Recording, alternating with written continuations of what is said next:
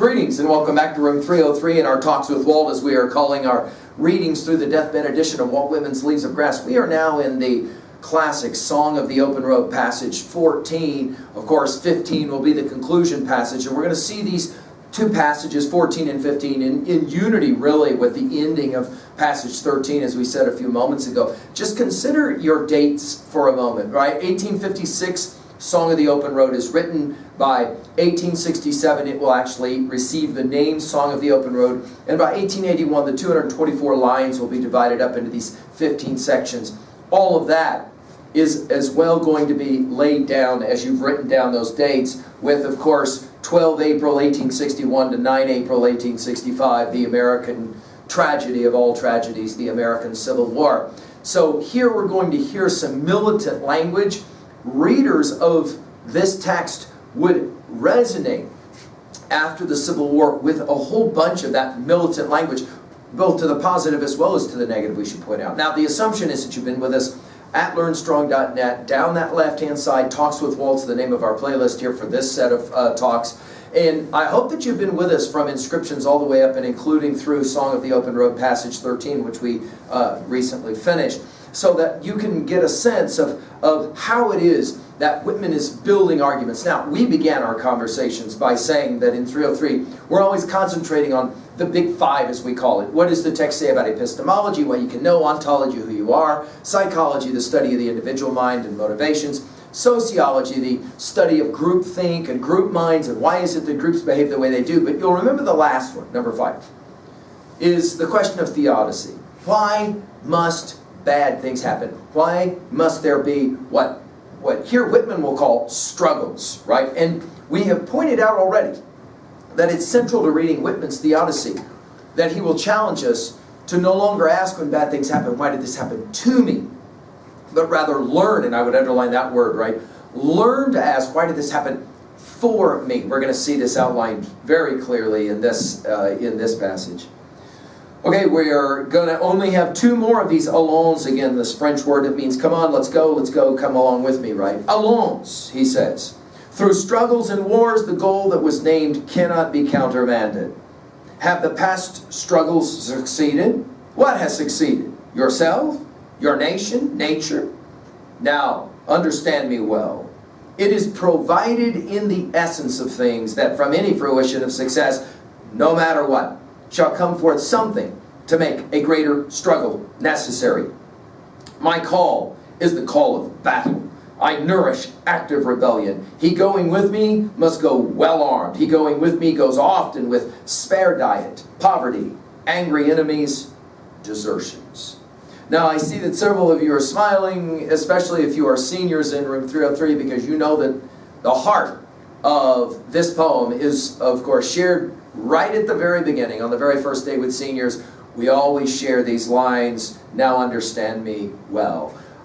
We'll come to them here in a moment. There is a reason why in 303 seniors are introduced to this set of lines, not least of which my hope is that they will go on to want to study all of Song of the Open Road. Let's now go through really quickly what it is that he's saying and suggesting here. Notice, we'll begin with this, let's go along, and then he'll say it. Through struggles and wars, we're going to see this word struggles in Wound Dresser, passage number 3, and then of course he's going to use that same word just a few lines later. Of course, with wars, we already gave our dates, right, of 1861 to 1865, Song of the Open Road in 1856, already going to play that game out. But by the time this poem is finally published in the deathbed edition, everyone understands what he's doing when he uses the word wars. And then he talks about the goal, that is to say, the project. And just study the way that the word goal gets used throughout Leaves of Grass. The goal that was named cannot be countermanded. Only time that this one gets used, this word gets used in all of Leaves of Grass. In other words, once we start by, you'll remember this passage from Song of Myself 46, once we start by, we never lie by again. In other words, this idea of lifelong learning, I would write that term down. It is significant to our study of Leaves of Grass. Lifelong learning. We're always looking to continue to challenge ourselves. Then Whitman now will begin to speak directly to you, the reader, and it's one of the reasons, along with what he does in Brooklyn Ferry, the text we'll get to next, he does this amazing thing where he just literally reaches out to the reader and just kind of grabs you and says, hey, hey, hey, listen to me here, right? And the way he does it first is by asking direct questions. Notice he'll come back to this idea of struggles one more time. He's going to use at least three times in this poem. Have the past struggles succeeded? And we're going to get 5 question marks now coming. Have the past struggles succeeded? What has succeeded? Yourself? Your nation? Nature? Notice the 3 there, the Trinity, as he asks 3 questions. These rhetorical questions. Of course, we can immediately hear the word nature and think about Ralph Waldo Emerson's classic essay, correct? Notice he'll ask about success. And the ease with which we often will sit back on our, can we say this phrase, on our laurels. Of course, that idea coming from the ancient Greek tradition, the winner of the race would receive that laurel crown. And of course, to sit on one's laurels means that once you've won that one laurel crown, there is a tendency to kind of what? Sit back, say I've done enough, there's no need for any more challenges, any more struggles, which is why Whitman will begin with the word now, and he will play the game of understand me well. By the way, you'll remember in Song of Myself, passage 47, right? If you would understand me, we're back to this same idea again. And here it is. This is the heart of Whitman's theodicy. Why do bad things have to happen? Why must there be struggles? Many have argued these are the lines that are fundamentally at the heart of Whitman's pedagogy. Whitman, again, is teacher. Whitman is instructor. And of course, we're going to get the word teacher here in a little bit in passage 15, right? Now, understand me well. It is provided in the essence of things. Now, put this in your notes at 3A. We're going to say this later. But by Blue Ontario Shore, there are a number of echoes in this passage that are really remarkable. The first one is the use of the word essence here. We're going to see this in passage number 6. Surrounding the essence of real things will be Blue Ontario Shore. It is provided, that is to say, fundamental, in the essence of things, that from any fruition, and by the way, fruition, the word will get used in Blue Ontario Shore passage 18, right? So it's kind of interesting the way Blue Ontario Shore will be a part of this poem's section here. From any fruition of success, no matter what, shall come forth something to make a greater struggle necessary. And this idea that there always has to be a need for the next great challenge. Well, there it is. I mean, this is the heart, in many ways, of why Song of the Open Road is such a precious text for so many students. Because we do have a tendency to enjoy success, to sit back and say, now I've done it. Think about graduation for seniors. Now I've done it. Enough is enough. I've graduated and off I go. Go where? Well, to the university. Where you're called what? Well, freshman. Wait a minute, isn't that what you were called when you were like in 9th grade in high school? Oh yeah. This need to remind ourselves of the cyclical nature of success. Notice it's no matter what the success, there's always going to be a greater struggle, a need for another challenge. We have to fight that inherent lethargy. A foot in lighthearted I take to the open road is the opening lines, and now we come to the end and right, the other shoe, if you will, drops. And it is what? Well, yeah, the journey's always the journey. There's always the challenge. There's always the struggle. And immediately, we cannot help but think of the really precious texts that are a part of our understanding of this idea in the West, beginning obviously with our Homer and our Virgil and those great epic poems that we love to talk about. Then there's a break. And we begin with this word, this phrase, my call. And notice it's repeated. My call is the call of battle. And again, we're back to this word of struggles. The word battle is such a powerful word. I sit and look out, we'll use this same word. I nourish, active rebellion. Now, of course, the idea of nourishment is remarkable. I mean, go back to passage 46 of Song of Myself. He even gives us some biscuits and a little bit to drink before opening the gate for the egress hence, and off we go. This idea of nourishment is central, and yet here he says, I nourish active rebellion. Now, we have said that Whitman's Leaves of Grass was really a radical text for its day.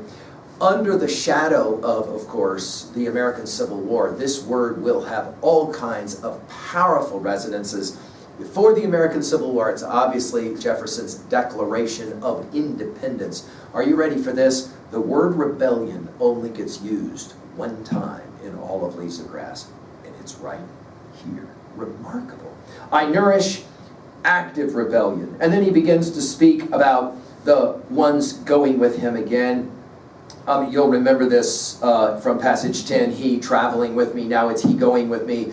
He going with me, traveling with me, must go well armed. Now this idea of well armed will immediately take us, of course, to Virgil's Aeneid, arms and the man I sing, right? Well armed. In other words, you better be accoutered up. You better be ready to go. And this obviously will take us to passage 10 of Song of Myself already, and the ways in which he was talking about what it is that I need you to be able to do or not to do as you come on this trip with me. And then he repeats it. He going with me goes often. Circle that word, right? In other words, he's promising a lot of what's coming. Spare diet. We know that already in America, when Whitman is writing these lines, Kellogg and others are starting to think about the importance of diet, but the key word is here, spare. In other words, you're not going to get to sit around in those rooms like we were outlining at the conclusion of passage 13, where you get to eat lots and lots of food. No. Right? No. Spare diet, poverty, a thing or Whitman knew a thing or two about, angry enemies, of course, a thing Whitman knew a thing or two about, and then the word desertions. Desertions, this will be the only time in all of Leaves of Grass that the word desertions gets used. Of course, this word had an extremely loaded bit of meaning. At the conclusion of the American Civil War, immediately we think, of course, of Red Badge of Courage, Stephen Crane's classic, and the idea of deserting and then having to live with that and then having to come back to it and the like. So what is it that we're going to say about this poem now at level 2A? Well, yeah, the call to freedom is tough, hard, and it is always about active rebellion. You'll remember that we said we are the stories that we tell and the stories we retell, no question. But we're also, we said, the stories that we decide to accept or to reject. And it is that rejecting of certain kinds of stories and embracing of other stories that's going to be central to our reading of Leaves of Grass. At 2B, I just want to point out this direct language. Now understand me well. This, like, he's speaking directly to you, the student, which is why I think readers will often pick up Leaves of Grass and they'll read like a poem like Song of the Open Road, and it's as if Whitman is speaking directly to them. And there's something powerful, there's something profound about that. At 3A, I mentioned By Blue Ontario's Shore. We're gonna meet it later, and there's lots of echoes. We'll come back to it here. I can't help but mention Emerson's self-reliance. He who would be a nonconformist must be willing to be misunderstood, right? No question about that. Think about Thoreau's Walden. We must learn to reawaken and to keep ourselves awake, not by mechanical aids, but by an infinite expectation of the dawn, which not forsake us in our darkest hour, right? This idea that we gotta learn to somehow wake up to go on this journey. Of course, I mentioned it, so let's write it down again, that precious document for Whitman and of course for all of us as Americans, the Declaration of Independence and the idea of active rebellion. We sometimes forget that this is central to what it means to be an American. Don't tell me what to do. I'm gonna make up my own mind about whatever is I'm being challenged to do.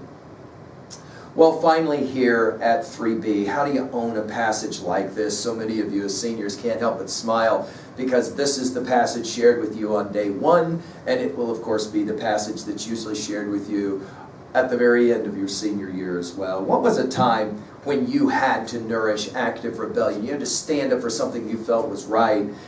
And what was a time that you had to learn to ask the question, why did this happen for me, not to me? Because what's the point of asking, why did this happen to me, and seeing ourselves as a victim in a universe that we have no control over at all? It's silliness for Whitman. He says, I want to challenge you. I want to nourish you to be able to constantly be looking for the next challenge. And of course for us, the next challenge is the last stanza of this amazing poem. I hope you'll come back. Thank you.